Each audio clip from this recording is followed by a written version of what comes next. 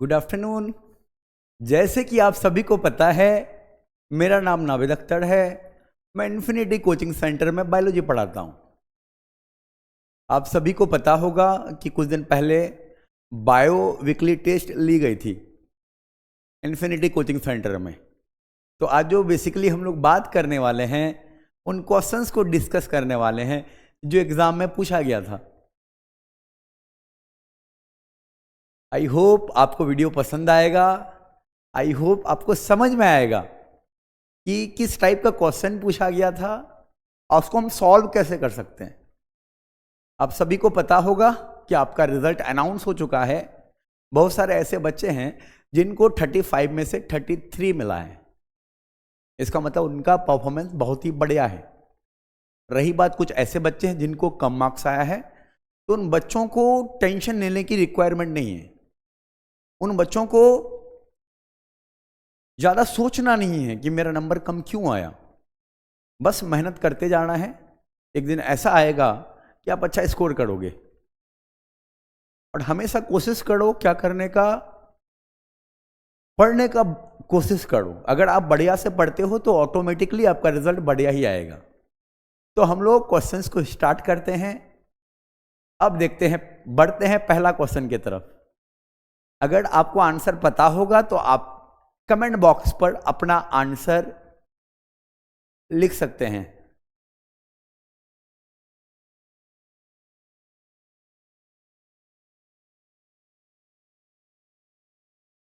First question में लिखा है, बीज के अंकुरण के लिए आवश्यक है। बीज के अंकुरण के लिए आवश्यक है। पहला ऑप्शन है जल, दूसरा है वायु, तीसरा है उचित तापमान, चौथा है उपर्युक्त सभी, यानी कि ऑल ऑफ दीज।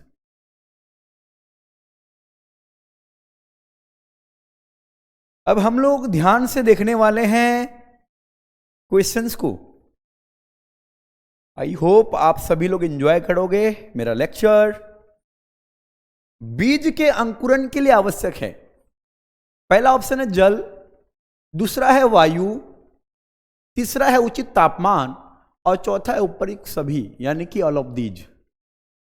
तो मैं कहूंगा इसका जो राइट आंसर होने वाला है ऑल ऑफ दीज, यानी कि ऑप्शन नंबर डी। क्या होने वाला है? Option number D. अब तुम्हारे मन में सवाल होगा ऐसा क्यों? क्योंकि बीज के अंकुरण के लिए, यानी कि अगर हम बीज को खेत में बो देते हैं तो कुछ समय बाद वो बीज अंकुरण करता है, वो बीज जर्मिनेट करता है। अब ये जो बीज जर्मिनेट करता है वो किस किस के ऊपर डिपेंड करता है ना? किस किस के ऊपर निर्भर है? कौन कौन से कारक है जो इसको इफेक्ट करता है? ऑप्शन ए में है जल है। ऑप्शन ए में क्या है? जल है। हाँ भाई, जल है। ऑप्शन बी में वायु है। ऑप्शन सी में उचित तापमान है। तो मैं कहना चाहूंगा जल भी आवश्यक है, वायु भी आवश्यक है और उचित तापमान भी आवश्यक है। क्या करने के लिए? बीज का अंकुरण करने के लिए। तो इसका राइट आंसर होने वाला है ऑप्शन नंबर डी। क्या होने वाला है? Option number D.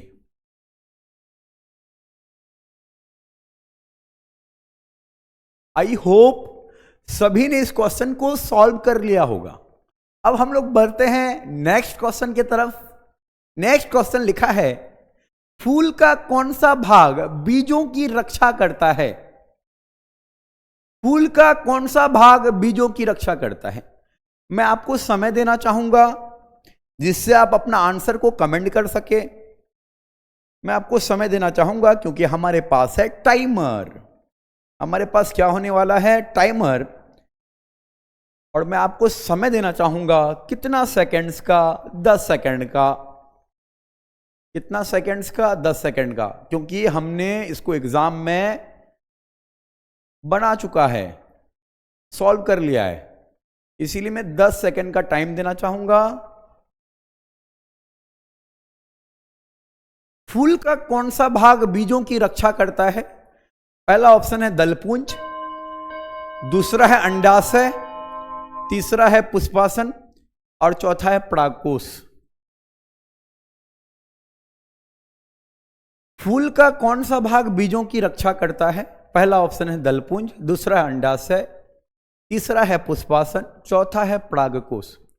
अब एक चीज बताओ आप हमको, हमने जो क्लास में पढ़ाया था, फूल का कौन सा भाग बीज में परिवर्तित होता है? तो आपका उत्तर होगा बीजांड। क्या उत्तर होगा? बीजांड। बीजांड आगे चलकर क्या बनाता है? बीज बनाता है।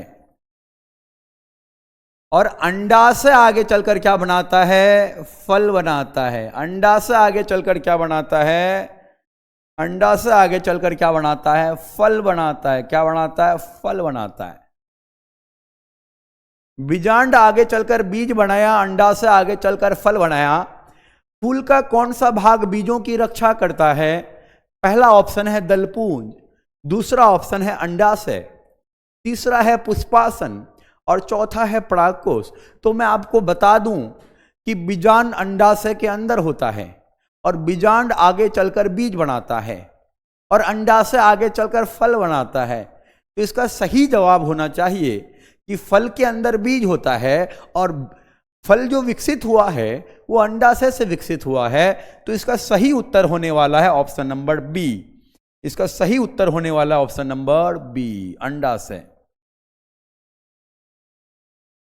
क्या परागकोश होगा? नहीं होगा, बिल्कुल भी नहीं होगा परागकोश, क्योंकि परागकोश के अंदर परागकण पाए जाते हैं।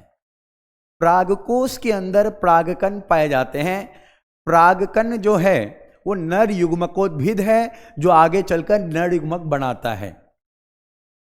परागकोश और तंतु मिलकर नर जनन भाग बनाता है, जिसे हम पुंकेसर कहते हैं। एक बार फिर से, परागकोश और तंतु मिलकर नर जनन भाग बनाता है जिसे हम पुंकेसर कहते हैं।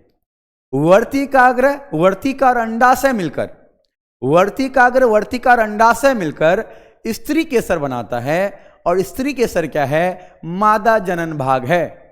स्त्री केसर का समूह को जायांग बोलते हैं, पुंकेसर का समूह को पुमंग कहते हैं। पुष्पासन नहीं होने वाला है। पुष्पासन के बारे में हमने पढ़ा था कि ये जो सेब है वो जो विकसित हुआ है पुष्पासन से हुआ है, इसलिए सेब जो है आभासी फल है। आभासी फल के लिए दूसरा शब्द है कुटफल और आभासी फल के लिए तीसरा शब्द है, एक तो कुटफल हो गया, एक तुम्हारा कुटफल हुआ, दूसरा आभासी फल हुआ और तीसरा इंग्लिश में अगर हम बात करें इसको फॉल्स फ्रूट कहा जाता है। क्लियर है?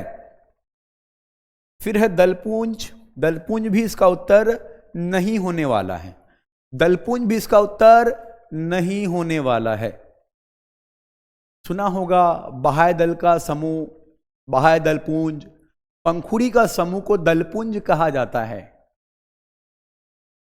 स्त्री केसर का समूह को जायांग कहा जाता है और पुंकेसर का समूह को पुमंग कहा जाता है। बहुत ही आसान है। हम आगे बढ़ते हैं अगले क्वेश्चन की ओर।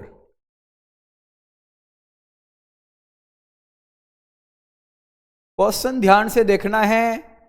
Now we are going to solve question number 3। अब हम लोग क्वेश्चन नंबर 3 सॉल्व करने वाले हैं। क्वेश्चन नंबर 3 में लिखा है, ध्यान से देखना क्या लिखा है। बीज का जीवित भाग कौन सा होता है? आप लोग अपने जो कमेंट बॉक्स है उसमें कमेंट करना है कि इसका आंसर क्या होने वाला है। मैं आपके बीच और आपके बोर्ड के बीच, ये जो स्मार्ट बोर्ड है इसके बीच में नहीं आने वाला हूं।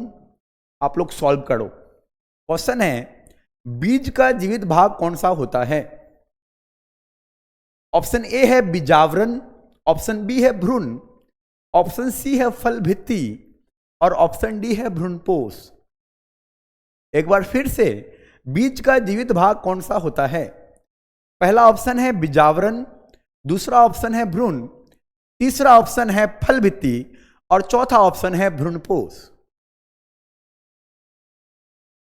तो मैं आंसर देखना चाहूंगा अलग अलग बच्चों ने क्या क्या आंसर कमेंट किया है। Option A, option A, option A, option B, option D, option D, option C, option B, option B, option B, option A, option B, option B, option C, option B, option B. तो ज्यादातर बच्चों ने voting जो किया है वो किया है ऑप्शन बी को, बी के ऊपर, और जो कि बिल्कुल सही है। क्या है क्वेश्चन? क्वेश्चन है बीज का जीवित भाग कौन सा है? तो आपका उत्तर होने वाला है भ्रूण। क्या होने वाला है? भ्रूण होने वाला है। क्या बीज का जीवित भाग बीजावरण है? नहीं है। बीजावरण क्या है? बीज का आवरण है। बीजावरण क्या है? बीज का आवरण है। क्या फल भित्ति है? नहीं है। फल भित्ति क्या है? फल का भित्ति है। अंडाशय की भित्ति आगे चलकर फल भित्ति बनाता है, जो कि जीवित भाग नहीं है। भ्रूणपोष, भ्रूणपोष भी इसका उत्तर नहीं होगा। हालांकि भ्रूणपोष के अंदर आगे चलकर युग्मनज बनता है। सॉरी, वो भ्रूणकोष है, भ्रूणपोष नहीं है। 90% बच्चे या फिर टीचर इस बात को लेकर कंफ्यूज हो जाते हैं कि भ्रूणपोष और भ्रूणकोष में क्या अंतर है। भ्रूणकोष जो है मादा युग्मकोद्भिद है, जो आगे चलकर मादा युग्मक बनाती है, और भ्रूणपोष जो है ये क्या करता है? भ्रूणपोष, पोषण प्रदान करने वाला। किसको? भ्रूण को। यानी कि भ्रूणपोष जो है पोषण प्रदान करता है भ्रूण को। लेकिन भ्रूणकोष क्या है? मादा युग्मकोद्भिद है। लेकिन यहां पर भ्रूणपोष लिखा है। यहां पर क्या लिखा है? भ्रूणपोष लिखा है।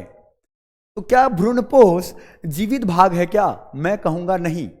जीवित भाग क्या है? भ्रूण है। क्योंकि भ्रूण ही आगे चलकर पादप में विकसित करने वाला है। जब हम मानव में लैंगिक जनन देखते हैं तो उसमें आसानी से हमें दिख जाता है कि लैंगिक जनन का परिणाम क्या होने वाला होता है। जैसे ही 9 महीने पूरा होता है, बच्चा मां के शरीर से बाहर आ जाता है। लेकिन अगर मैं बात करूं पुष्पी पादप में लैंगिक जनन की, तो वहां पर सीधे पादप नहीं दिखते। वहां पर दिखता है बीज, और बीज के अंदर होता है भ्रूण, और यही भ्रूण विकसित होता है पादप के रूप में आगे चलकर। इसलिए हम खेत में अगर बीज बोते हैं तो वही बीज किसका रूप लेता है? पादप का रूप लेता है। इसका मतलब बीज में भ्रूण है, और भ्रूण क्या है? जीवित भाग है। क्या है? जीवित भाग है। इसके अंदर क्षमता होता है एक पूर्ण पादप बनाने का। अब आ जाते हैं हम क्वेश्चन नंबर 4 की तरफ। आई होप आप सभी को समझ में आ रहा होगा। क्वेश्चन नंबर 4 अभी हमने थोड़ी देर पहले डिस्कस किया। क्वेश्चन नंबर 4 बहुत ही आसान है। आई होप आप सभी सॉल्व करेंगे। क्वेश्चन नंबर 4 में लिखा है निषेचन के बाद अंडाशय की भित्ति किसमें परिवर्तित होती है? पहला ऑप्शन है बीज, दूसरा ऑप्शन है फल भित्ति, तीसरा ऑप्शन है भ्रूण और चौथा ऑप्शन है बीजावरण। आप सभी अपना आंसर को लिखेंगे। सुनो, जैसे ही लेक्चर का एंड होगा आप सभी को यह कमेंट करना है कि आपको 35 में से कितना मार्क्स मिला। मैं एग्जाम की बात नहीं कर रहा, अभी आप कितना बना पा रहे हो एग्जाम के बावजूद, एग्जाम होने के बावजूद, क्लास में डिस्कस करने के बावजूद। क्या आपको 35 में से 35 आ रहा है? अगर आ रहा है तो बहुत बेहतर है, अगर नहीं आ रहा है तो आपको मेहनत करने की रिक्वायरमेंट है।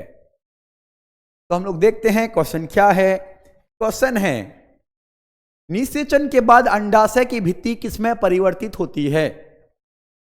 तो इसका उत्तर को हम समझाने के लिए मैं क्या करता हूं, यहां पर लिखता हूं कि हम सभी को पता है बीज आगे चलकर, बीज आगे चलकर, कौन?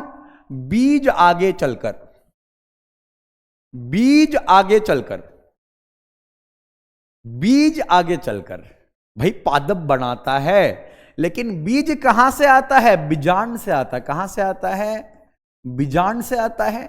बीजांड को ओव्यूल कहा जाता है। क्या कहा जाता है? ओव्यूल। और बीज को क्या कहा जाता है? सीड कहा जाता है।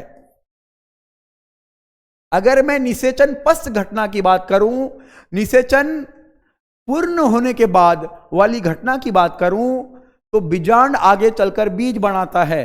बीजांड आगे चलकर क्या बनाता है? बीजांड आगे चलकर क्या बनाता है? बीजांड आगे चलकर क्या बनाता है? बीज बनाता है। बीजांड आगे चलकर क्या बनाता है? बीज बनाता है। अंडाशय आगे चलकर क्या बनाता है? अंडाशय को इंग्लिश में क्या कहा जाता है? ओवरी कहा जाता है। क्या कहा जाता है? ओवरी कहा जाता है। और ये अंडाशय आगे चलकर क्या बनाता है? फल बनाता है। क्या बनाता है? फल बनाता है।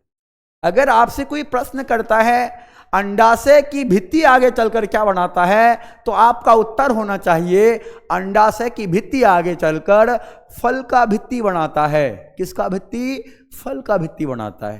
क्योंकि अगर अंडाशय आगे चलकर फल बनाएगा तो अंडाशय की भित्ति, अंडाशय की भित्ति आगे चलकर क्या बनाएगा?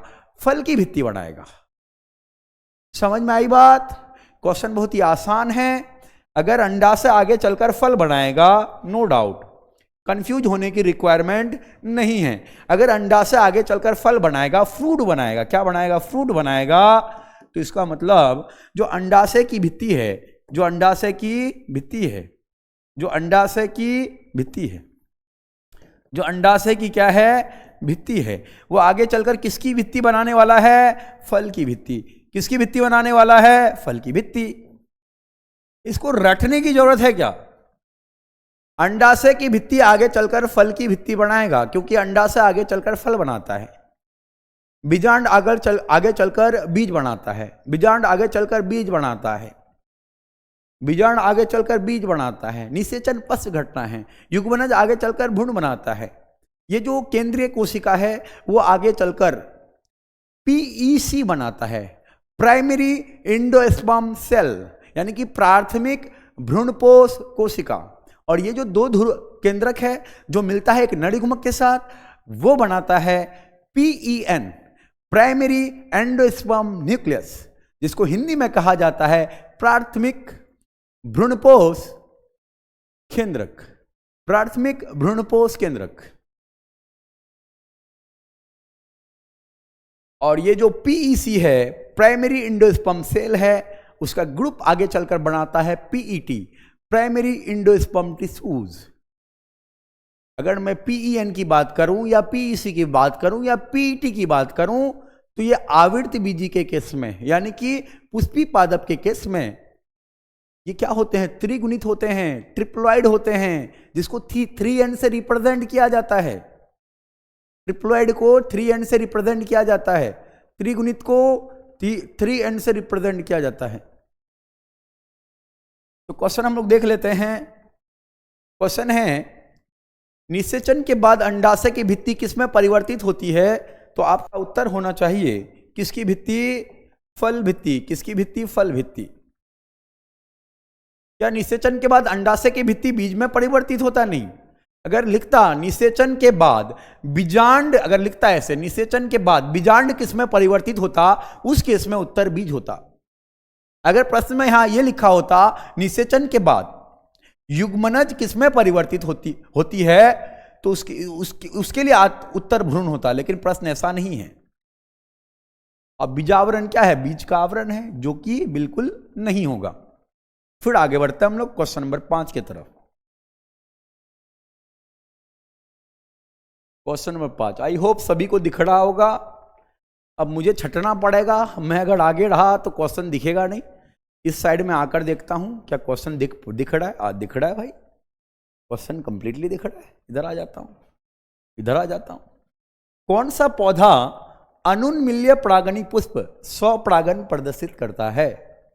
कौन सा पौधा अनुन्मील्य परागणी पुष्प स्वपरागन प्रदर्शित करता है। हमने कहा था कुछ ऐसे पादप हैं जो दो प्रकार के पुष्प बनाते हैं, एक उन्मिल और दूसरा अनुन्मिल्य, जिसको क्लिस्टोगैमस और कैस्मोगैमस कहा जाता है, जिसको कैस्मोगैमस और क्लिस्टोगैमस कहा जाता है।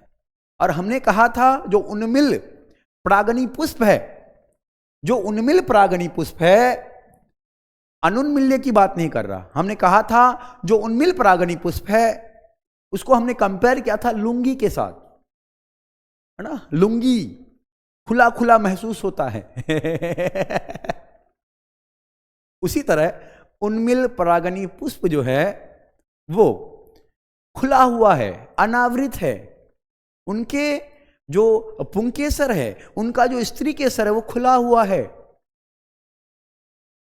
समझ में आई बात? लेकिन अगर मैं बात करूं कौन सा पुष्प का, अनुन्मिल्य परागनी पुष्प, इसमें क्या होगा, इसको हमने कंपेयर किया था ट्राउजर के साथ, ढका हुआ, इसके साथ ढका हुआ। उन्मिल परागनी पुष्प को हमने कंपेयर किया था लुंगी के साथ, और अनुन्मिल्य परागनी पुष्प को हमने कंपेयर किया ट्राउजर के साथ। किसके साथ? ट्राउजर के साथ। अब ज्यादा खुला हुआ क्या होता है, लुंगी होता है कि ट्राउजर होता है? लुंगी होता है। तो ये जो लुंगी है हम उन्मिल परागनी पुष्प को बोलते हैं, और ये जो ट्राउजर है ये अनुन्मिल्य परागनी पुष्प को बोलते हैं, जिसको इंग्लिश में कैस्मोगैमस और क्लिस्टोगैमस फ्लावर कहा जाता है। और हमको पता है अनुन्मिल्य, हमको पता है अनुन्मिल्य परागनी पुष्प जो है वो क्या होते हैं, आवृत होते हैं। क्या होते हैं? आवृत होते हैं। इसमें किसी भी प्रकार का पर परागन की कोई संभावना नहीं होता है। और ये किसमें देखने को मिलता है, किसमें देखने को मिलता है? ऑप्शन हम देखते हैं। पहला ऑप्शन है गेहूं, जो कि बिल्कुल गलत है। दूसरा ऑप्शन है मक्का, जो कि बिल्कुल गलत है। तीसरा ऑप्शन है चौथा ऑप्शन है गुलाब, जो कि बिल्कुल गलत है। और तीसरा ऑप्शन है ऑक्जेलिस, जो कि बिल्कुल सही है। हमने कहा था, याद है या भूल गए? VOC वॉक, हमने कहा था वोकल कोर्सेज होता है, vocal courses, walk. V4 voila, V4 voila, voila. O4 oxalis, O4 oxalis, oxalis, oxalis.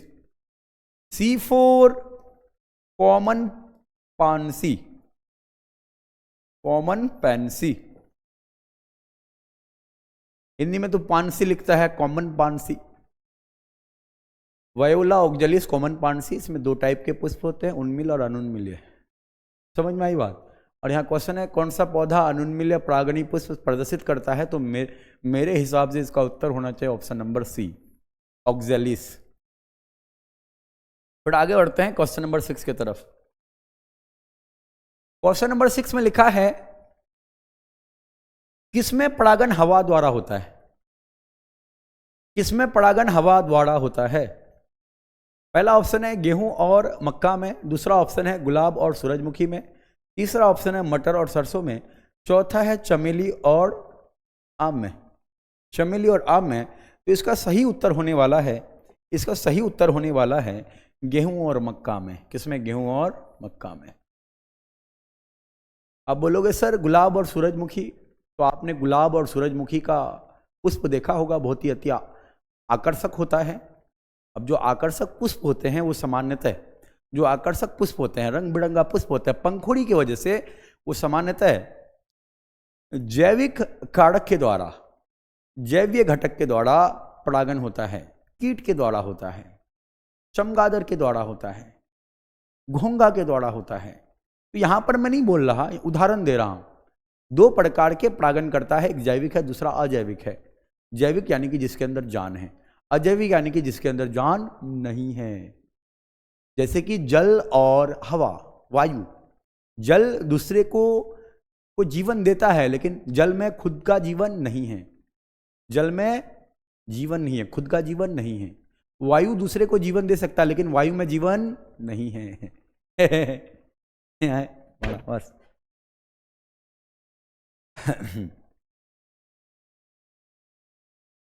गुलाब और सूरजमुखी बिल्कुल भी नहीं होगा उत्तर। मटर और सरसों नहीं होने वाला है। चमेली और आम नहीं होने वाला है। हम आगे बढ़ते हैं क्वेश्चन नंबर 7 की तरफ। परागन में सहायक जीव कौन से होते हैं? परागन में सहायक जीव कौन से होते हैं? पहला ऑप्शन है कीट, दूसरा ऑप्शन है पक्षी, तीसरा ऑप्शन है चमगादड़, चौथा ऑप्शन है उपयुक्त सभी। तो इसका राइट आंसर होने वाला ऑप्शन नंबर डी होने वाला है। क्या होने वाला है? ऑप्शन नंबर डी होने वाला है।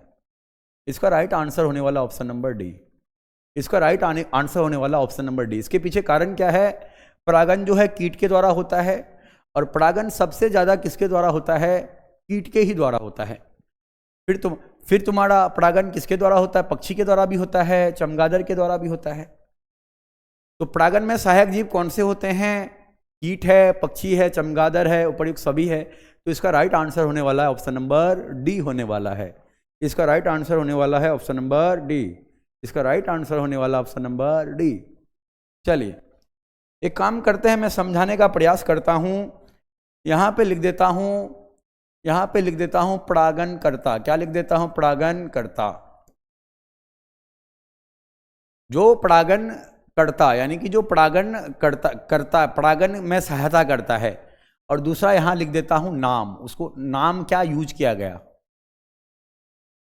जैसे कि अगर जल के द्वारा परागन हुआ तो उसके लिए कौन सा नाम है, वायु द्वारा परागन हुआ तो उसके लिए कौन सा नाम है, कीट द्वारा परागन हुआ तो उसके लिए कौन सा नाम है, चींटी द्वारा परागन हुआ तो उसके लिए कौन सा नाम है, चमगादड़ द्वारा परागन हुआ तो उसके लिए कौन सा नाम है।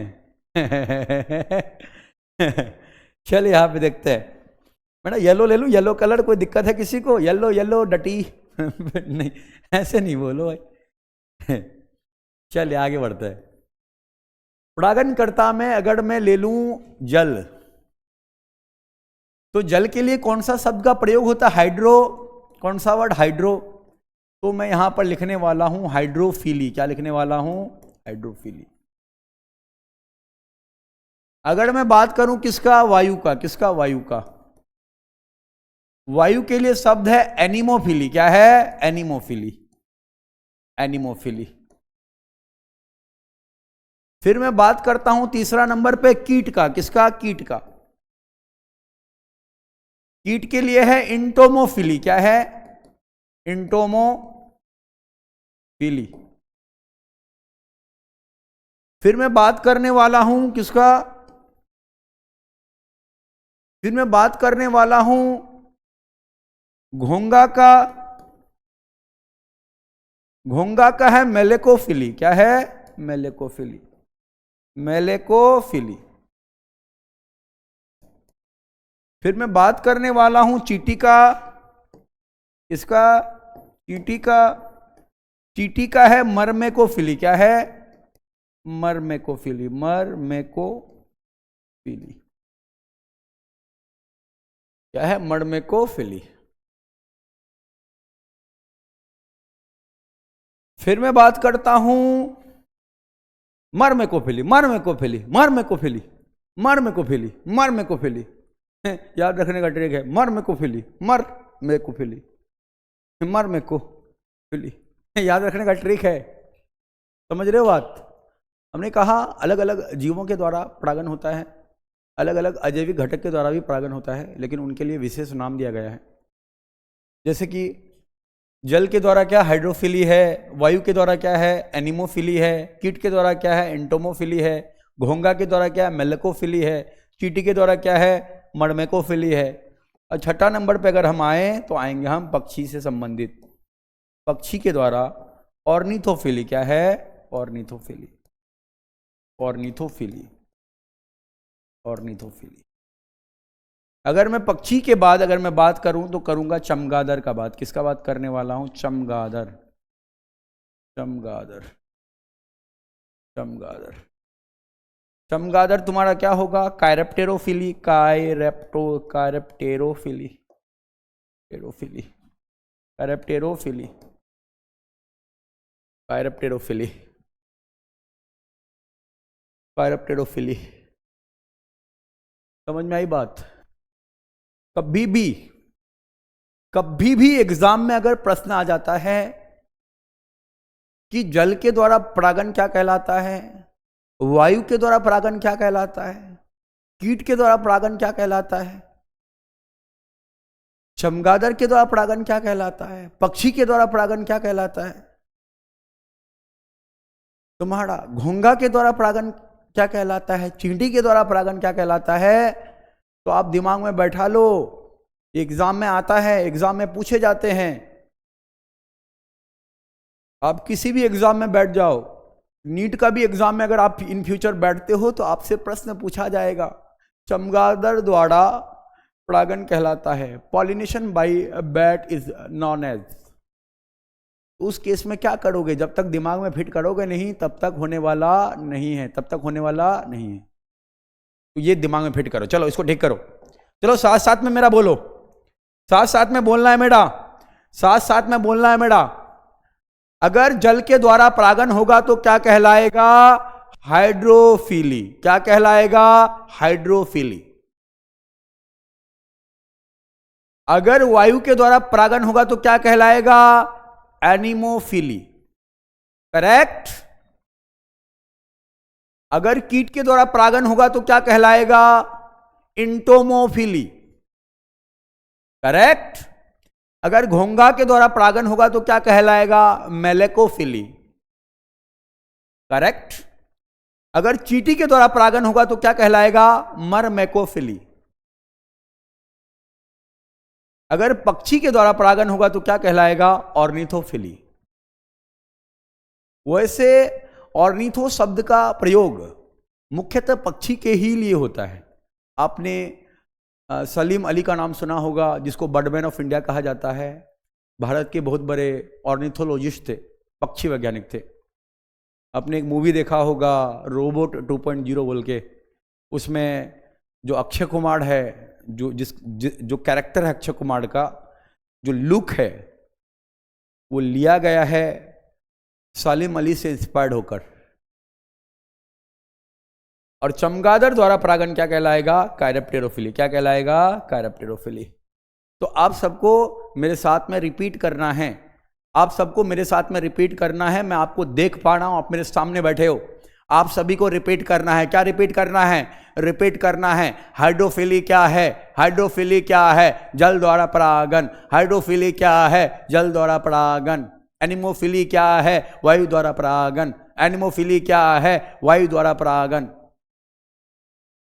मरमेकोफिली क्या है, चींटी द्वारा परागन। मेलेकोफिली क्या है, घोंघा द्वारा परागन। घेंगा नहीं घोंगा घेंगा नहीं, घेंगा रोग है, घोंगा जीव है। चमगादड़, चमगादड़ के द्वारा अगर परागन होता है क्या कहलाता है, कायरप्टेरोफिली। कायरप्टेरोफिली, कायरप्टेरोफिली। पक्षी द्वारा परागन, ऑर्निथोफिली, ऑर्निथोफिली, ऑर्निथोफिली। वायु द्वारा परागन, एनिमोफिली, एनिमोफिली। कीट द्वारा परागन, इंटोमोफिली, इंटोमोफिली। इतना आसान है, रटने की जरूरत है क्या, नहीं है। लेकिन कंफ्यूजन यहां पर दो चीजें करता है, दिमाग में बैठा लो, छाप लो। यहां पे दो चीजें कंफ्यूज करता है, एक आपका एनिमोफिली, एक आपका एनिमोफिली, और दूसरा इंटोमोफिली। एक जैसा नाम लग रहा है ना, हमेशा याद रखना। अगर एनिमोफिली लिखा होगा तो समझ जाना किसके द्वारा परागन, वायु के द्वारा परागन। अगर इंटोमोफिली लिखा होगा तो किसके द्वारा परागन, कीट द्वारा परागन। फिर यहां पे और एक दो शब्द कंफ्यूज करता है, दो शब्द और भी कंफ्यूज करता है, एक मेलेकोफिली, दूसरा मरमेकोफिली। जब भी मरमेकोफिली आ जाए तो समझ जाना किसके द्वारा परागन है, चींटी के द्वारा परागन है। जब भी मेलेकोफिली आ जाए तो समझ जाना किसके द्वारा परागन है, घोंघा के द्वारा परागन है। घेंगा नहीं बोल रहा हूं, घेंगा एक रोग है जो आयोडीन की कमी से होता है। मैं घोंघा की बात कर रहा हूं, घोंघा की बात कर रहा हूं, घेंगा की बात नहीं कर रहा, मैं घोंघा की बात कर रहा हूं।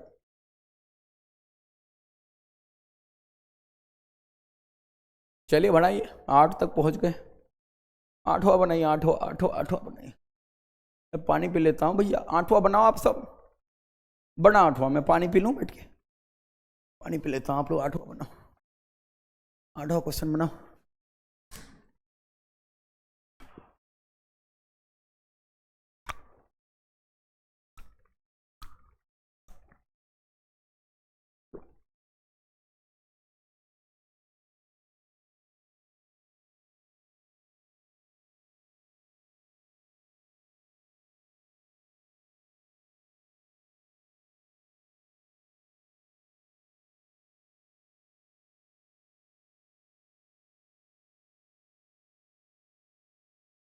आई होप 8वां नंबर आप लोगों से बन गया होगा। उम्मीद है कि 8वां नंबर आप लोगों ने आसानी से सॉल्व कर लिया होगा। अब बोलोगे सर 8वां नंबर आसानी से सॉल्व कर लिया होगा, ये कैसे संभव है, ये कैसे संभव है? हमने क्लास में करा रखा है, हमने क्लास में करा रखा है, हमने क्लास में करा रखा है, और आई होप आपसे बन भी गया होगा। क्वेश्चन है, बाह्य चोल संरचना किस पदार्थ से बनी होती है? कितना आसान है भाई। हमने कहा था परागन के पास, परागकण के पास दो भित्ति पड़ते हैं, एक है बाह्य चोल, दूसरा अंत चोल।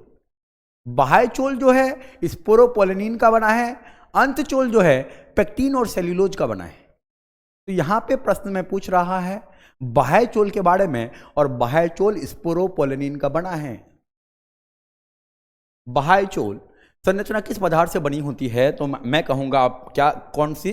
स्पोरोपोलिनिन से।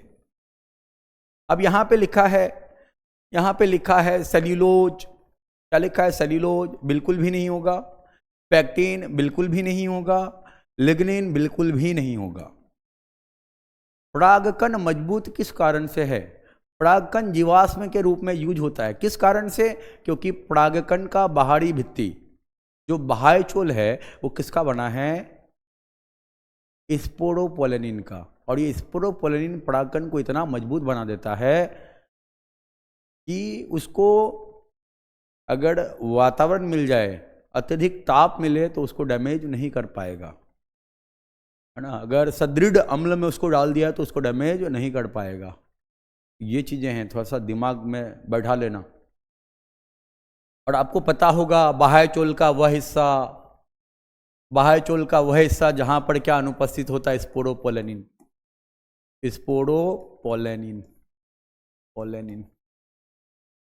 बाह्य चोल का वह हिस्सा जिसमें क्या अनुपस्थित है? स्पोरोपोलिनिन। उसको हम लोग नाम देते हैं जनन छिद्र। क्या नाम देते हैं? जनन छिद्र, जिसको इंग्लिश में जर्म पोर कहा जाता है, चलिए आगे बढ़ते हैं। स्वपरागन के लिए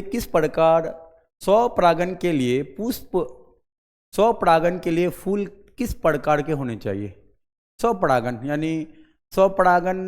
यानी कि क्या कहें, हमने आनुवांशिक रूप से दो कंडीशन में देखा था, एक आपका स्वयुग्मन में, दूसरा स्वजात पुष्पीय परागन में। एक स्वयुग्मन में, दूसरा सजात पुष्पीय परागन में। लेकिन अगर क्रियात्मक रूप से देखा जाए तो हमने स्वपरागन देखा था मात्र किसमें? स्वयुग्मन में। किसमें देखा था? स्वयुग्मन में। हमको पता है परागन 3 प्रकार के होते हैं, स्वयुग्मन, सजात पुष्पीय परागन और परनिषेचन। और परनिषेचन के कारण विभिन्नता आता है। क्या आता है? विभिन्नता आता है। तो स्वपरागन के लिए फूल किस प्रकार के होने चाहिए? एक लिंगी होगा तो जिंदगी में स्वपरागन नहीं होगा। एक लिंगी होने पर क्या हो जाए बताओ तो? परनिषेचन होगा। क्या हो जाए? एक लिंगी होने पर क्या हो जाए? परनिषेचन। क्या होने वाला है? परनिषेचन। और परनिषेचन क्या स्वपरागन है क्या? नहीं। परनिषेचन जो है क्रियात्मक रूप से भी परपरागन है और आनुवांशिक रूप से भी परपरागन है। रंगीन है, रंगीन की तो यहाँ पर हम बात करने वाले हैं नहीं। सुवासित ना, इसका राइट आंसर होने वाला है द्विलिंगी। स्वपरागन के लिए फूल किस प्रकार के होने चाहिए? द्विलिंगी होना चाहिए, क्योंकि आपने पढ़ा होगा, क्या पढ़ा होगा? आउटब्रीडिंग डिवाइसेस, जिसमें स्वपरागन से बचने के लिए क्या युक्तियाँ अपनाई जा रही थी?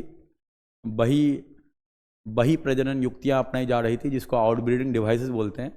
उनमें से क्या था? पौधा एक लिंगी होना चाहिए, तभी क्या होगा? बही प्रजनन होगा। पौधा अगर एक लिंगी होगा तभी क्या होगा? बही प्रजनन होगा। लघु बीजाणु जनन कहाँ होता है? लघु बीजाणु जनन एक ऐसी प्रक्रिया है जिसके माध्यम से लघु बीजाणु चतुष्क का निर्माण होता है, जो आगे चलकर परागकण बनाता है। और इसका निर्माण होता है परागकोश में। ऑप्शन ए में है परागकोश में, ऑप्शन बी में बीजांड में, ऑप्शन सी में अंडाशय में, ऑप्शन डी है भ्रूणकोश में। बीजांड में होगा क्या? कभी भी नहीं होगा। अंडाशय में होगा क्या? ना, नहीं होगा। भ्रूणकोश में होगा क्या? नहीं होगा। इसका राइट आंसर होने वाला है परागकोश में। क्या होने वाला है? परागकोश में। फिर एक क्वेश्चन है, एक बीजाणु भ्रूणकोश का विकास किससे होता है? एक बीजाणु भ्रूणकोश का विकास किससे होता है? एक बीजाणु भ्रूणकोश का विकास किससे होता है? तो मैं आपको बता दूं, हमने पढ़ा था कि गुरु बीजाणु जो है का निर्माण गुरु बीजाणु जनन द्वारा होता है। गुरु बीजाणु का निर्माण गुरु बीजाणु जनन के द्वारा होता है।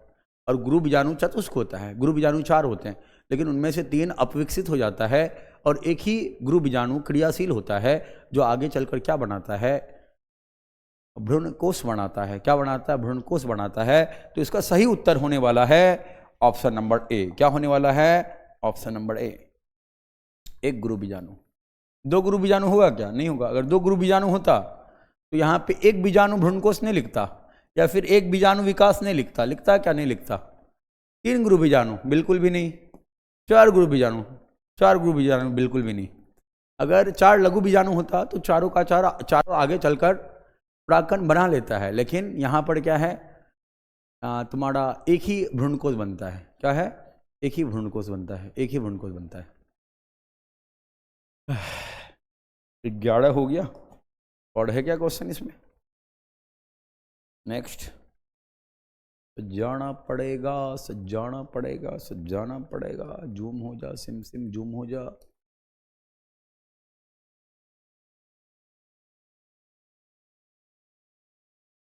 और जूम होगा नहीं, इससे तो जूम नहीं होगा। सेलेक्ट करना पड़ेगा। जूम क्यों नहीं होगा भाई?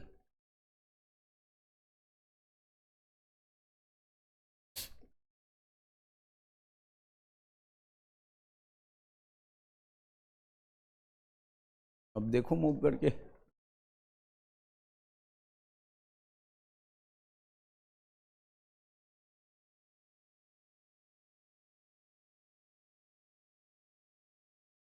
इसको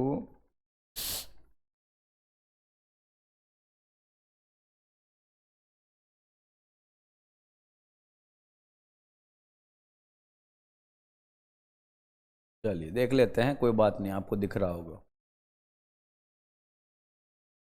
चलिए क्वेश्चन नंबर 12 देखिए। तो क्वेश्चन नंबर 12 देखते हैं, फिर क्वेश्चन नंबर 13 देखते हैं। पहले क्वेश्चन नंबर 12 देखते हैं, फिर क्वेश्चन नंबर 13 देखते हैं। पहले क्वेश्चन नंबर 12 देखते हैं, फिर क्वेश्चन नंबर 13 देखते हैं। क्वेश्चन को सॉल्व करने का प्रयास करो। No need to worry, tension लेने की कोई रिक्वायरमेंट नहीं है। क्वेश्चन को सॉल्व करना है। क्वेश्चन ध्यान से सुनना है। क्वेश्चन में क्या लिखा है? सबसे उन्नत परागन विधि कौन सी है? सबसे उन्नत परागन विधि कौन सी है? पहला ऑप्शन है स्वपरागन, दूसरा है सजात पुष्पी परागन, तीसरा है पर्णनिषेचन, चौथा है कृत्रिम परागन। तो इसका सही उत्तर होने वाला है पर्णनिषेचन। क्या होने वाला है? पर्णनिषेचन। क्योंकि हमको पता है पर्णनिषेचन में होता क्या है? अगर मैं क्रियात्मक रूप से देखूं, किस रूप से देखूं? क्रियात्मक रूप से देखूं। अगर मैं क्रियात्मक रूप से देखूं, किस रूप से देखूं? क्रियात्मक रूप से तो ये क्या है? परपरागन। क्या है? परपरागन है। परपरागन है, एक प्रकार का परपरागन है। अगर मैं आनुवांशिक रूप से देखूं तो,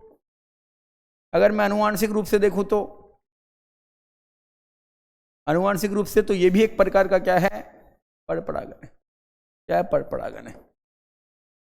तो भाई विभिन्नता के लिए हमको आनुवांशिक रूप से क्या चाहिए? परपरागन चाहिए। तो इसका राइट आंसर होने वाला है परनिषेचन, क्योंकि परनिषेचन में ही आनुवांशिक रूप से परपरागन देखने को मिलता है। क्योंकि परनिषेचन जो होता है 2 अलग अलग पादपों के बीच होता है, लेकिन दोनों एक ही जाति के होते हैं, एक ही स्पीशीज के होते हैं।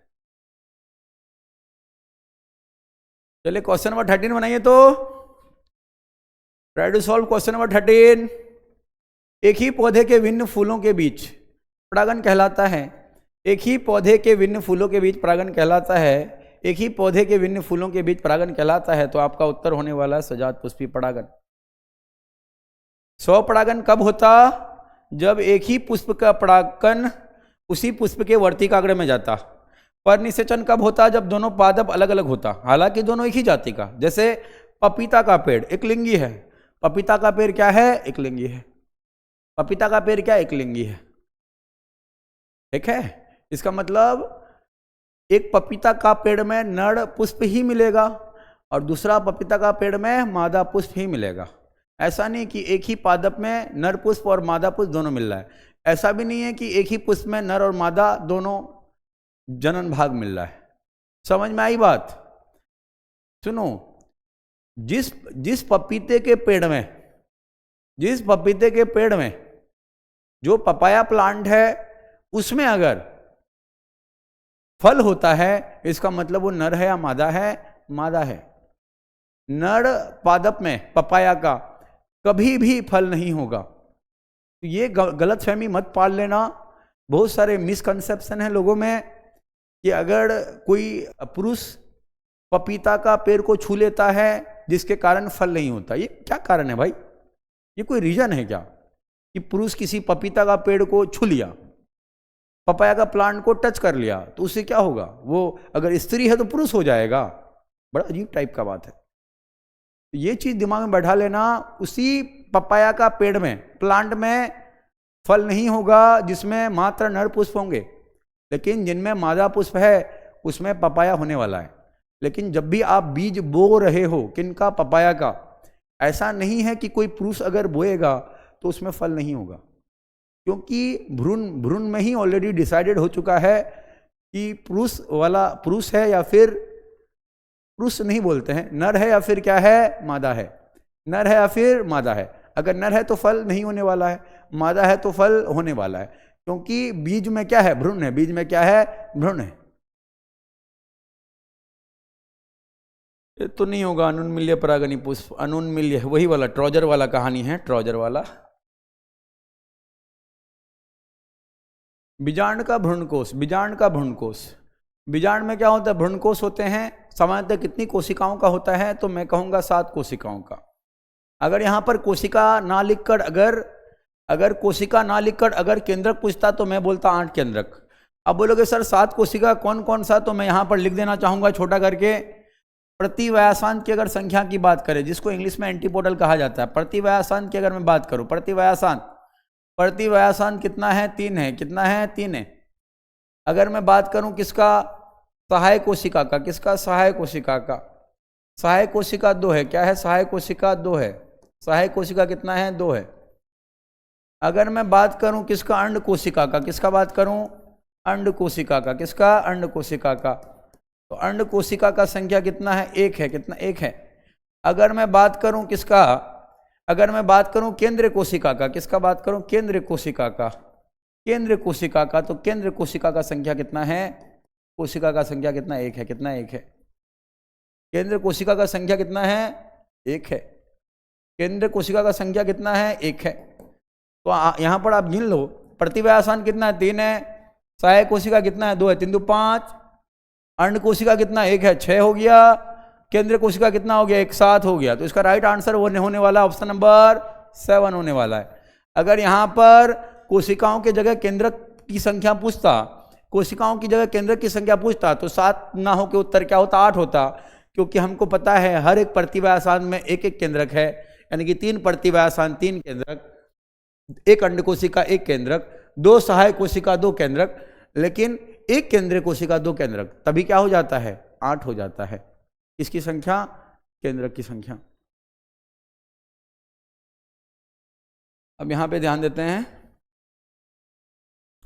परागकण में कितने कोशिकाएं होती हैं जब यह परिपक्व अवस्था में होता है?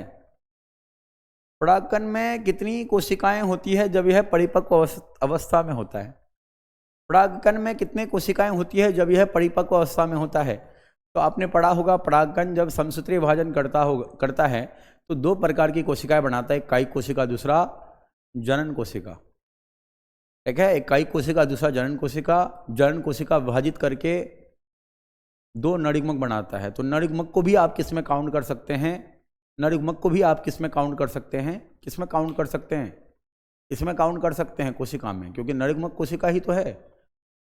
तो एक तो तुम्हारा कायिक कोशिका, 2 तुम्हारा क्या है? नरयुग्मक है। तो 3 है। क्या है?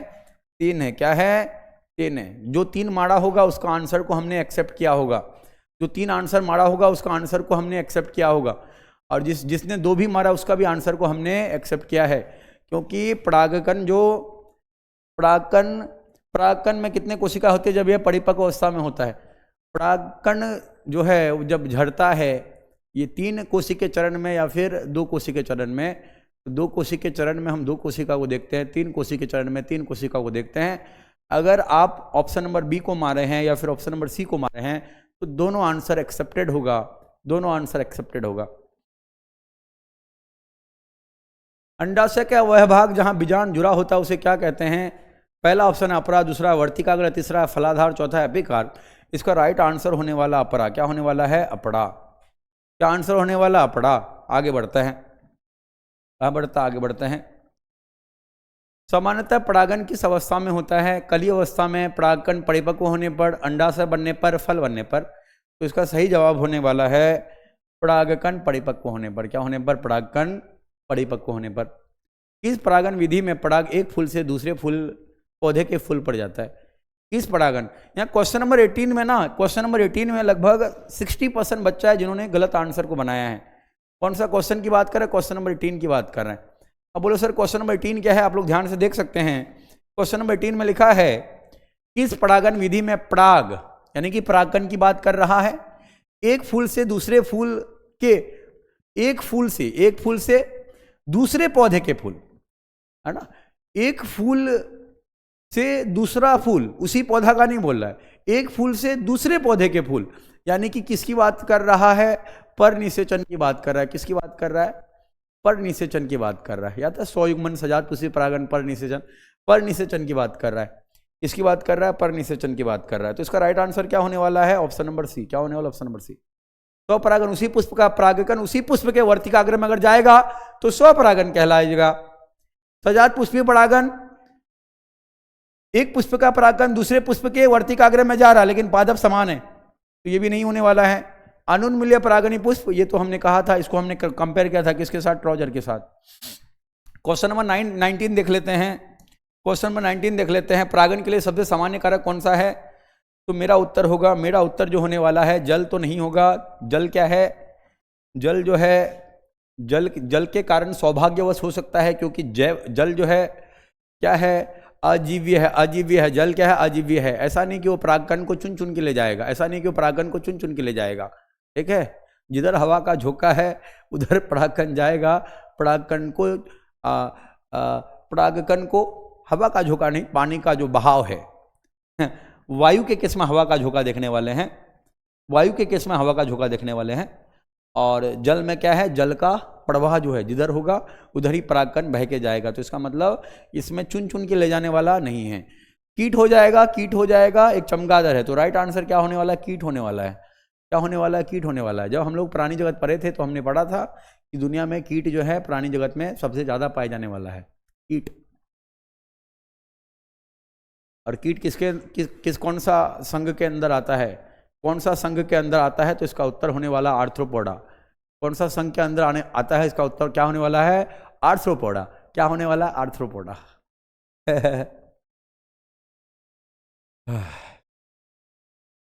सामान्यतः भ्रूण कोश के भीतर कितने अंडाणु पाए जाते हैं? इसका आंसर तो आसान है भाई। 2 नरयुग्मक बना था ना, एक दो ध्रुव केंद्रक से मिला था, एक क्या किया था? 2 केंद्रक से मिला था, ध्रुव केंद्रक से। और एक क्या किया था? एक अंड कोशिका से मिला था। अंड कोशिका, अंडाणु यानी कि अंड कोशिका की बात करा तो एक हो जाएगा। भ्रूण कोश के भीतर कितने होते हैं अंडाणु? यानी कि अंड कोशिका। अंडाणु यानी कि अंड कोशिका। अंडाणु यानी कि क्या? अंड कोशिका। इसका सही जवाब होने वाला है, इसका सही जवाब होने वाला है तुम्हारा एक होने वाला है। इसे फूलों की आत्मा कहा जाता है? बीजांड को, भ्रूणकोश को, परागकण को, अंडाशय को। किसे फूलों की आत्मा कहा जाता है? बीजांड को, भ्रूणकोश को, परागकण को, अंडाशय को। किसे फूलों की आत्मा कहा जाता है? ये जो है आपका क्या है? ये जो है आपका क्या है? होमवर्क है। क्या है? होमवर्क है। आपको क्या करना है? क्वेश्चन नंबर 21 जो है, क्वेश्चन नंबर 21 जो दिख रहा है, किसे फूलों की आत्मा कहा जाता है? ऑप्शन ए में है बीजांड, ऑप्शन बी में है भ्रूणकोश, ऑप्शन सी में है परागकण, ऑप्शन डी में है अंडाशय। जो सही उत्तर होने वाला है, जो सही उत्तर होने वाला है, आप उसको कमेंट करेंगे और मैं देखूंगा जिसका सही आंसर होगा मैं उसके सामने मैं टिक कर दूंगा। टेंशन लेने की रिक्वायरमेंट नहीं है। यह आपका है किसे फूलों की आत्मा कहा जाता है? क्वेश्चन नंबर 21 आपको कमेंट बॉक्स में कमेंट करना है। आगे बढ़ते हैं। कौन सी परागन विधि स्वनिषेचन को सुनिश्चित करती है। स्वनिषेचन, स्वनिषेचन, कौन सी परागन विधि स्वनिषेचन को सुनिश्चित करती है? कौन सी परागन विधि स्वनिषेचन को सुनिश्चित करती है? यानी कौन सी परागन विधि है जिसके कारण सिर्फ स्वनिषेचन होने वाला है? तो इसका सही जवाब होने वाला है कौन सी परागन विधि स्वनिषेचन को सुनिश्चित करती है? अनुन्मील्य परागनी पुष्प, सजात पुष्पी परागन पर निषेचन, एंटोमोफिली। यहाँ पे तो स्वयुग्मन है नहीं, तो मैं किसके साथ जाना चाहूँगा? अनुन्मील्य परागनी पुष्प। हमने कहा था दो प्रकार का पुष्प होता है, एक अनुन्मील्य, दूसरा उन्मील्य। ये जो उन्मील्य है उसको हमने कंपेयर किया था लुंगी के साथ, और अनुन्मील्य को हमने कंपेयर किया किसके साथ? ट्रोजर के साथ। अनुन्मील्य में जो परागकोश होता है, ये जो पुंकेसर होता है और स्त्री केसर होता है, वो पूर्ण रूप से क्या होता है? आवृत होता है। उसमें चांस होता ही नहीं है कि परागन हो, हमेशा क्या होगा? स्वपरागन ही होगा। क्या होगा? स्वपरागन ही होगा। तो इसका उत्तर होने वाला है तुम्हारा option number A. Question number 23 है, किसमें परागन जल द्वारा होता है? नारियल में बिल्कुल गलत है, मक्का में बिल्कुल गलत है, गेहूं में बिल्कुल गलत है। इसका राइट आंसर होने वाला हाइड्रीला। क्या होने वाला है? हाइड्रीला। किसमें परागन जल द्वारा होता है? तो उत्तर होने वाला है हाइड्रीला। किसमें परागन जल द्वारा होने वाला है? उत्तर होने वाला हाइड्रीला। हमने कहा था अगर एनसीईआरटी में 3 ऐसे पादप दिए गए हैं एनसीईआरटी में 3 ऐसे पादप दिए गए हैं जो जल में रहता है और जल के द्वारा क्या करता है? परागन करता है। जल के द्वारा क्या करता है? जल परागन करता है। जल परागन करता है, जल के द्वारा परागन करता है। तो बोले कौन सा? मैं कहूँगा हाइड्रीला। हाइड्रीला मैं कहूँगा जोस्टेरा। जोस्टेरा को ही सी ग्रासेस कहा जाता है। जोस्टेरा को क्या कहा जाता है? जोस्टेरा को क्या कहा जाता है? Sea grasses. क्या कहा जाता है? Sea grasses. जोस्टेरा को क्या कहा जाता है? Sea grasses. और आपका है आपका Vallisneria. Vallisneria, Vallisneria, Vallisneria, Hydrilla and Zostera जल में रहता है और जल के द्वारा परागन करता है। ऐसा जोड़ने की जो भी पादप जल में रहेगा जल के ही द्वारा परागन करेगा। उदाहरण के तौर पर जलकुंभी, कमल, जलकुंभी, कमल, वाटर लिली जल में होगा लेकिन जल के द्वारा परागन नहीं करेगा। तो ये मिसकंसेप्शन दूर रखना कि जो भी पादप जल में होता है जल ही के द्वारा परागन करेगा, क्या नहीं। तुम देखना पादप में अगर फूल रंग बिरंगा है उसमें क्या होता है? कीट के द्वारा या फिर अन्य जीव के द्वारा परागन होने की संभावना जो है बहुत ज़्यादा है, बहुत ज़्यादा है। आगे बढ़ते हैं, आगे बढ़ा जाए। देखते हैं कितना हद तक जूम हो पाता है। 300% कर दिए हैं जूम। और थोड़ा ये सेलेक्ट करके थोड़ा साइज बढ़ाने का प्रयास करते हैं। साइज बढ़ाने का प्रयास करते हैं। सेलेक्ट करके साइज बढ़ाने का प्रयास करते हैं। भाई बहुत देर तक क्लास ले रहा, हम थक गए हैं। एक काम करते हैं ना, एक शायरी सुन लो। तुम्हारा शहर सुहाना लगे, एक पल चुरा लूं अगर बुरा ना लगे। तुम्हारा शहर सुहाना लगे, एक पल चुरा लूं अगर बुरा ना लगे। तुम्हारे बस में है तो तुम मुझे भूल जाओगे, मुझे भुलाने में शायद जमाना लगे।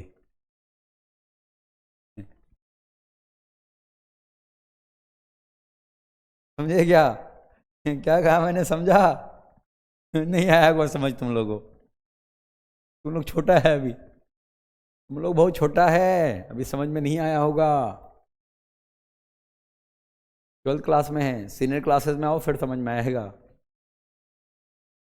किसे एंजियोस्पर्म का विशेष लक्षण कहा जाता है?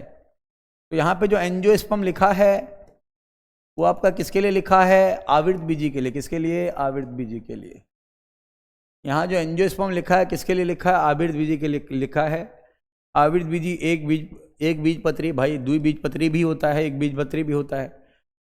और क्या है? परागन ले भैया, ये तो नहीं होने वाला है। बीज निर्माण, बीज का निर्माण तो अनावृत बीजी में भी होता है। अनावृत बीजी, हालांकि बीज ढका हुआ नहीं रहता है, तो ये भी होने वाला नहीं है। इसका राइट आंसर होने वाला है द्विगुणन निषेचन, यानी कि दोहरा निषेचन की बात कर रहा है।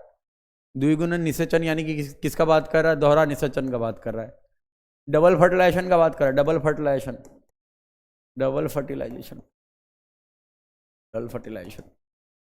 दोहरा निषेचन में दोहरा निषेचन या द्विनिषेचन, दोहरा निषेचन, दोहरा निषेचन। इसको हमने क्या किया था, इसको हमने किया था दोहरा निषेचन। दोहरा निषेचन में हमने दो चीज देखा था, एक था आपका एक था आपका क्या था, एक था 100 क्या है 100 युग्मन बोल रहे हैं, 100 युग्मन सजात पुरुषपी परागन पर निषेचन, त्रिसंलयन। एक था आपका युग्मक संलयन, अभी दिमाग में आया। एक है आपका क्या है, युग्मक संलयन, जिसको सिंगेमी कहा जाता है। दो बार निषेचन होता है ना, एक है युग्मक संलयन, इसको सिंगेमी कहा जाता है। क्या कहा जाता है, सिंगेमी। पढ़ाए क्लास में, इसलिए जल्दी जल्दी डिस्कस कर रहे हैं। दूसरा है आपका त्रिसंलयन, त्रिसंलयन, जिसको इंग्लिश में क्या कहा जाता है, ट्रिपल फ्यूजन। क्या कहा जाता है, ट्रिपल फ्यूजन। चलिए आगे बढ़ते हैं। परागन में जनक कोशिका क्या बनाती है, तो मैं कहूंगा परागन में जनक कोशिका क्या बनाती है, जनक परागकण में जनक कोशिका, जनक कोशिका नहीं जनन कोशिका की बात कर रहा है। किसकी बात कर रहा है, जनन कोशिका की बात कर रहा है। तो जनन कोशिका क्या बनाता है, दो नड़िग्मक। क्या बनाता है, दो नड़िग्मक। क्योंकि जनन कोशिका में क्या होता है, समसूत्री विभाजन या अर्धसूत्री विभाजन, समसूत्री विभाजन। समसूत्री विभाजन जब भी किसी कोशिकाओं में होगा तो एक कोशिका टूट के कितना बनाएगा, दो कोशिका बनाएगा। अगर मैं गुणसूत्र की बात करूं तो सम मतलब समान रहेगा। किसके समान रहेगा, जनक कोशिका के समान रहेगा। अगर जनक कोशिका द्विगुणित है, अगर जनक कोशिका द्विगुणित है तो समसूत्री विभाजन के बाद जो नए दो कोशिकाएं होंगे वो भी द्विगुणित होगा। अगर जनक कोशिका अवगुणित है, अगर जनक कोशिका क्या है, द्विगुणित है, अगर जनक कोशिका क्या है, अवगुणित है, और जनक कोशिका मान लो अवगुणित है और जनक कोशिका में, जनन कोशिका में क्या हो रहा है, समसूत्री विभाजन हो रहा है, जो नए दो कोशिकाएं बनेंगे वो भी क्या होगा, अवगुणित होगा। समझ में आई बात। लेकिन अर्धसूत्री विभाजन में क्या होता, एक कोशिका टूटकर चार बनाता, अर्ध मतलब आधा। अगर गुणसूत्र की संख्या की बात करें तो आधा हो जाता है। अगर मानव की कोई एक कोशिका है जिसमें कुल 46 गुणसूत्र है, उनको उस कोशिका में अर्धसूत्री विभाजन होगा तो 4 नया कोशिका बनेगा। लेकिन चारों नए कोशिका में 23 गुणसूत्र रहेगा, 23 यानी 23 करके रहेगा। प्राग, ठीक है, ये हो गया है। प्राग नलिका का मार्गदर्शन किसके द्वारा होता है, ध्रुव नाभिक, एंटीपोडल कोशिकाएं, न्यूसेलस। न्यूसेलस को हिंदी में बीजांडकाय कहा जाता है, बीजांडकाय, जो कि बिल्कुल सरासर गलत है। ध्रुव नाभिक ये भी गलत है। एंटीपोडल कोशिकाएं, प्रतिव्यासान कोशिकाओं की बात कर रहा है, जो कि गलत है। इसका सही उत्तर होने वाला है सहायक कोशिकाएं। क्या होने वाला है, सहायक कोशिकाएं वाले। क्योंकि सहायक कोशिकाओं के पास आपने कुछ देखा हो, कुछ एक संरचना देखा होगा जिसका नाम है तंतुमय समुच्चय, जो कि प्रागनलिका को गाइड करता है, रास्ता प्रदान करता है, ताकि वो एक नरयुग्मक को अंड कोशिका तक ले जाए और दूसरा नरयुग्मक को ध्रुव केंद्र तक ले जाए। आगे बढ़ते हैं क्वेश्चन नंबर 27। क्वेश्चन नंबर 27 में लिखा है भ्रूणकोश में कितने एंटीपोडल पाए जाते हैं। तो मैं कह दूं भ्रूणकोश में कितने एंटीपोडल, एंटीपोडल यानी कि प्रतिव्यासान की बात कर रहा है। और हमने थोड़ी देर पहले डिस्कस भी किया, किसकी बात कर रहा है, प्रतिव्यासान की बात कर रहा है। और थोड़ी देर पहले हमने डिस्कस किया कितना प्रतिव्यासान, कितना प्रतिव्यासान, 3 प्रतिव्यासान। और हर एक प्रतिव्यासान में कितने केंद्रक है, एक एक केंद्रक है। हर एक प्रतिव्यासान में कितने केंद्रक है, एक एक केंद्रक है।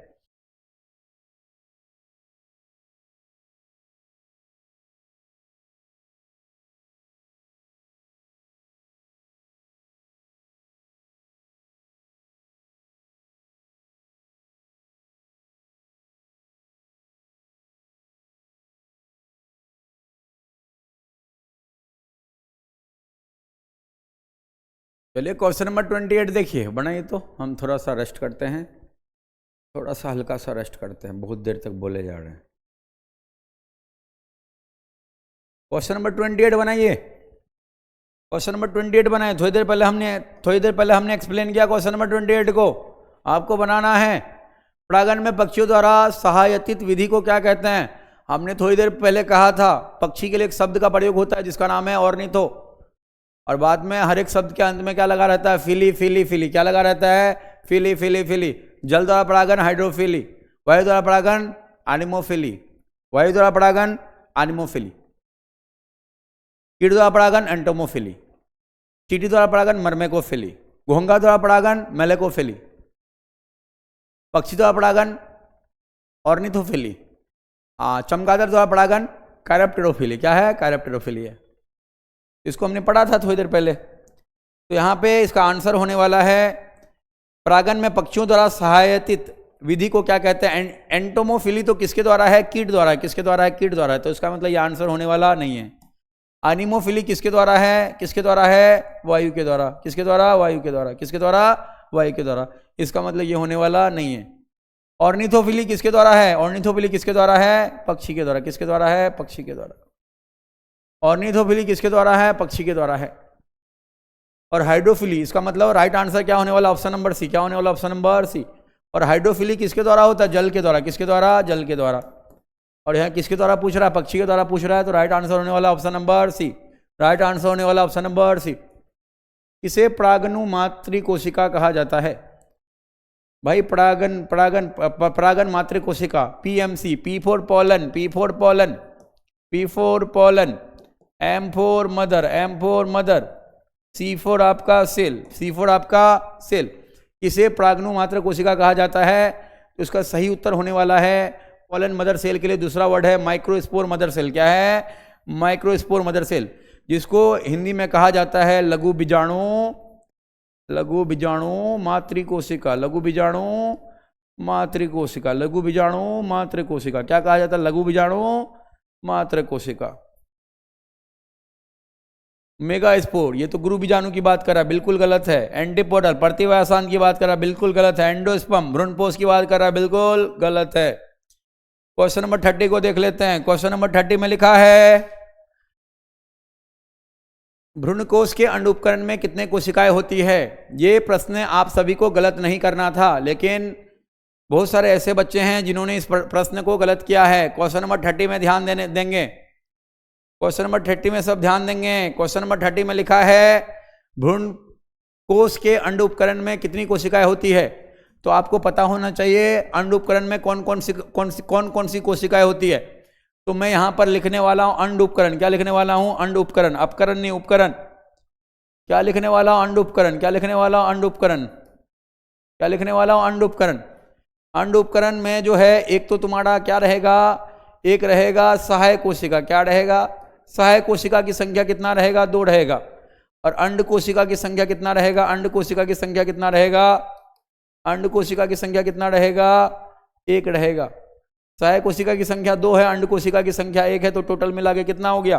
टोटल मिला के कितना? 3 हो गया। क्या हो गया? 3 हो जाएगा। ऑप्शन ए में है 2 है, बिल्कुल गलत है। जिस किसी ने भी 2 मारा था बिल्कुल गलत था, क्योंकि 2 सिर्फ सहायक कोशिका की संख्या है, लेकिन अंड उपकरण में सहायक कोशिका के साथ क्या है? अंड कोशिका भी तो है। तो इसका मतलब ऑप्शन नंबर बी होने वाला है। 3 right answer. C answer, option number C में जो 4 लिखा है गलत है। ऑप्शन नंबर डी में जो 5 लिखा है बिल्कुल गलत है। क्या है? बिल्कुल गलत है। अब यहाँ पे क्वेश्चन नंबर हम लोग 31 देख लेते हैं। क्या देख लेते हैं? Question number 31। किस पौधे में नर और मादा फूल अलग अलग पौधे में पाए जाते हैं? किस पौधे में नर और मादा फूल अलग अलग पौधे पर पाए जाते हैं? ऑप्शन ए में नारियल, ऑप्शन बी में पपीता, ऑप्शन सी में मक्का, ऑप्शन डी में गेहूं। तो हमने कहा था इनमें से एक लिंगी पहचानो, एक लिंगी कौन है?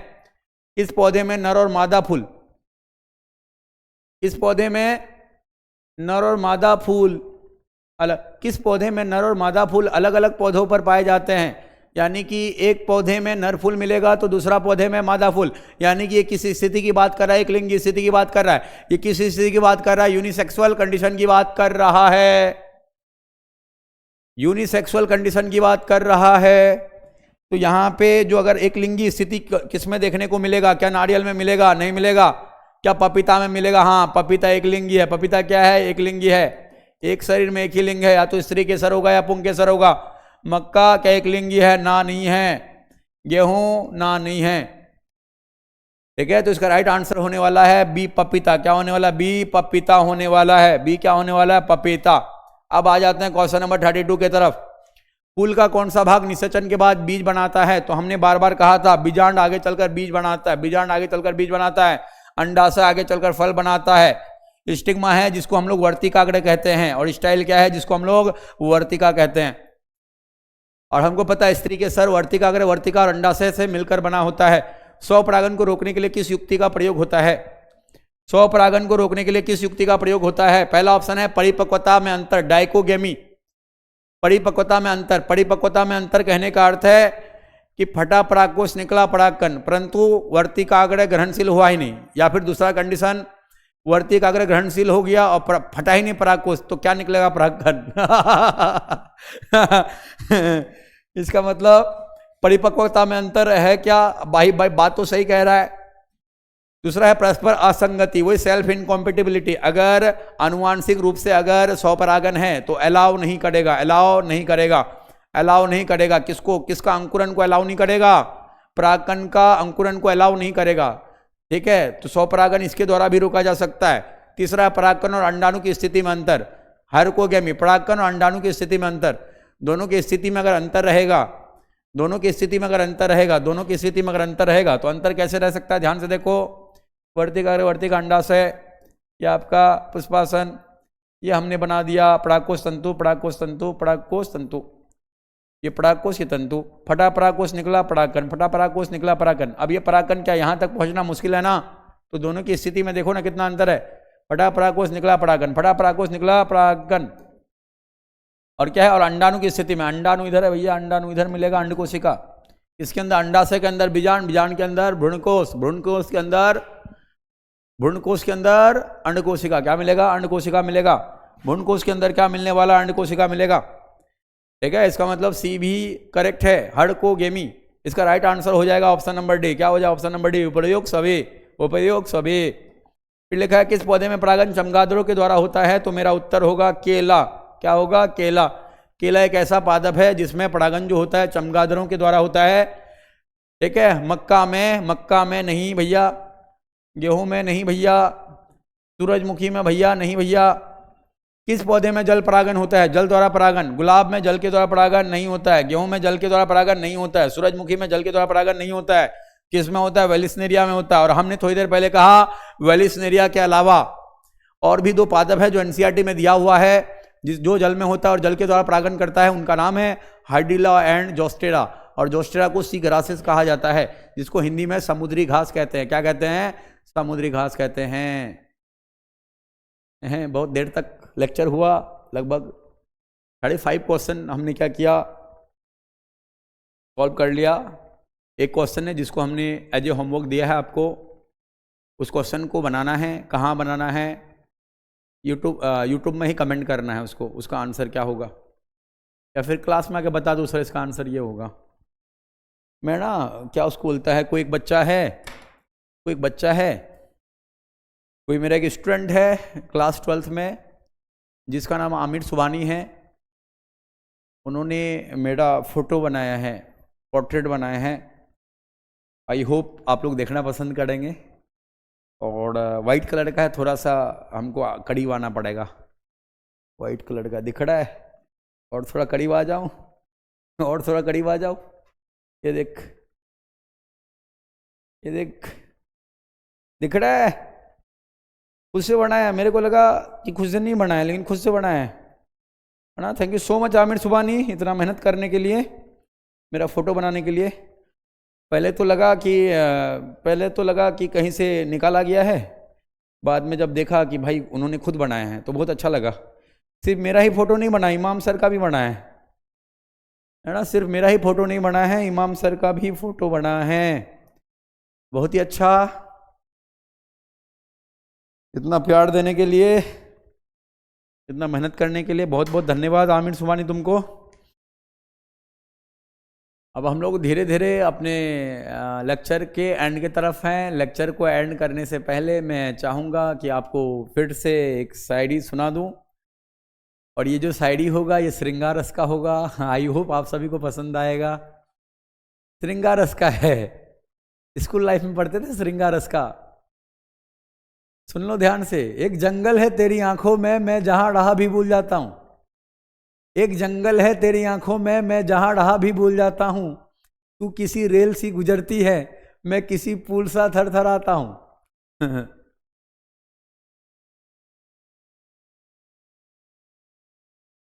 और एक लास्ट और एक सुना देते हैं, उसके बाद फिर क्लास का एंड करते हैं। फिर आराम करो, संडे एंजॉय करो। सर कौन सा सुनाओगे सर? सर कौन सा सुनाओगे? देखो कौन क्या बोल रहा है, कॉमेडी टाइप का सुनेगा कि श्रृंगार रस का सुनेगा? श्रृंगार रस, श्रृंगार रस, श्रृंगार रस का सुनेगा? श्रृंगार रस का, श्रृंगार रस का सुनेगा? सुन ले श्रृंगार रस का। अरे मत पूछ मेरे महबूब की सादगी का अंदाज, अरे मत पूछ मेरे महबूब की सादगी का अंदाज, नजर भी मुझ पर थी, पर्दा भी मुझसे था। That's all for today, class over, मिलते हैं कल सेम एनर्जी के साथ। Okay, thank you.